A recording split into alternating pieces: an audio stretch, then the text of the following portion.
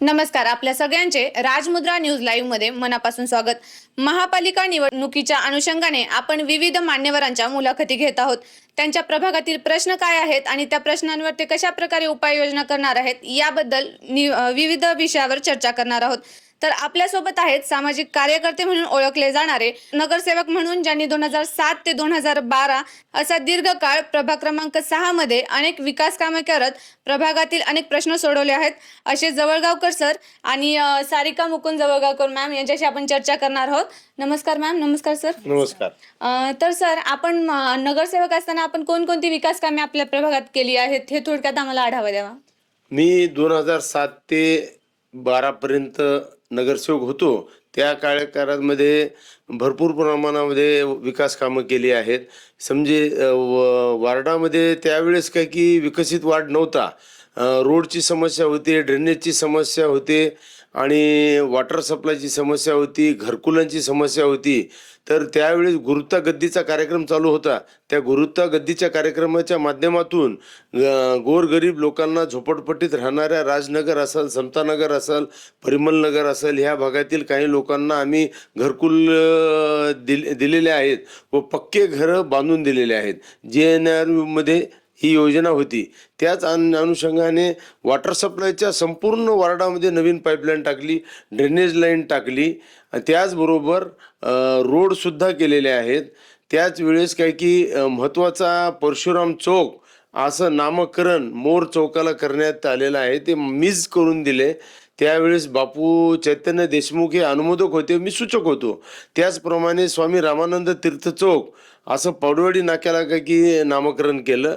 त्याचप्रमाणे पौडवाडी नाका ते रेस्ट हाऊसपर्यंत स्वातंत्र्य सेनानी राजगुरू यांचं नाव देण्यात आलं। विविध मंदिरामध्ये रोडचे काम असतील, मंडपाचे काम असतील, त्यावेळेस खूप प्रमाणात कामं केले। त्यावेळेस आम्हाला हेमंत पाटील आणि बालाजी कल्याणकर यांनी पण आम्हाला खूप साथ दिली। आतासुद्धा बालाजी कल्याणकर यांनी आम्ही जिथे जिथं काय की रोड सुचवलेत, कामं सुचवलेत, समाज मंदिर असतील किंवा लोकांचे काही अजून अडीअडचणी असतील त्या सांगितल्या, त्या सर्व सोडून दिलेल्या आहेत। नक्कीच सर। सर, आपलं खूप छान काम आहे। या व्यतिरिक्त सर, अजून आता काही मागच्या दिवसांमध्ये तुम्हाला कोणत्या समस्या अशा वाटतात ज्या प्रभागात अजून सुद्धा आहेत? नाही, आहेत। काही भागामध्ये नालीचे, ड्रेनेजचे काम करणे गरजेचे आहे। त्याचप्रमाणे कुठे रुंदीकरण असेल, कुठे काही की हॉकर्सची काही की अडचणी असतील किंवा मंदिरांमध्ये काही अजून सुधारणा करायच्या असतील, अशा विविध प्रकारचे कामं करण्याची आवश्यकता आहे। महिलांसाठी शौचालय नाही आहेत वार्डामध्ये कुठेही, तर महिलांसाठी शौचालयाची अत्यंत गरज आहे, ती सुद्धा करण्याची आवश्यकता आहे। नक्की सर। यासोबतच आरोग्य आणि शिक्षण या संदर्भात ज्या समस्या आहेत त्यावर काही उपाययोजना करणार आहात का आपण? आपली काय विजन आहे? ते आमचाही असा मानस आहे की आमदार साहेबांनी पण आमच्या वार्डामध्ये कृषी विद्यापीठ आणलेलं आहे।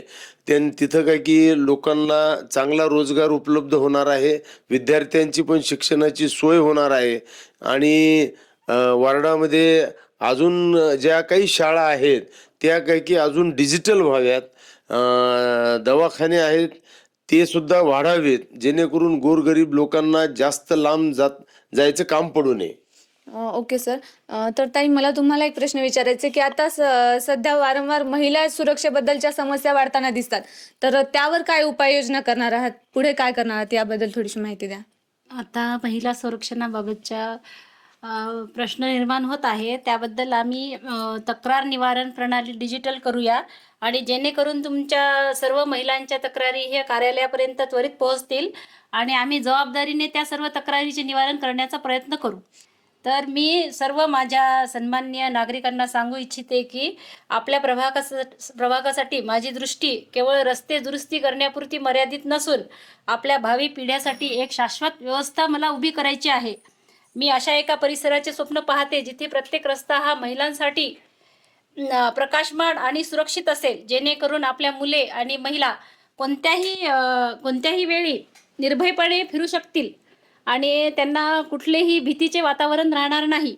तसेच आम्ही आपली उद्याने आणि हिरव्या पट्ट्यांना पुनर्जीवित करण्यासाठी प्राधान्य करू. त्यासाठी आम्ही सिमेंट कॉन्क्रीटचा असं हे वापर करणार नाही की त्यामुळे शुद्ध हवा आणि पर्यावरण यासाठी किंमत मोजावी लागेल, असं कुठल्याही प्रकारचं प्रणाली राबवणार नाही. तर ताई, यासोबतच जर जनतेने तुम्हाला संधी दिली तर या व्यतिरिक्त अजून कोणकोणते काम तुम्ही करणार? काय ब्लूप्रिंट आहे आपली? जनतेने मला निवडून नगरसेविका ह्या पदाची संधी जर दिली तर मी समाजसेविका बनून जनतेचे सर्व जे मूलभूत सुविधा आहे, पाणी, रस्ते, ड्रेनेज, नाली, स्वच्छता, वीज, ह्या तर करणारच आहे. तसेच महिलांची व मुलींची सुरक्षितता ह्याकडे जातीने लक्ष देईल.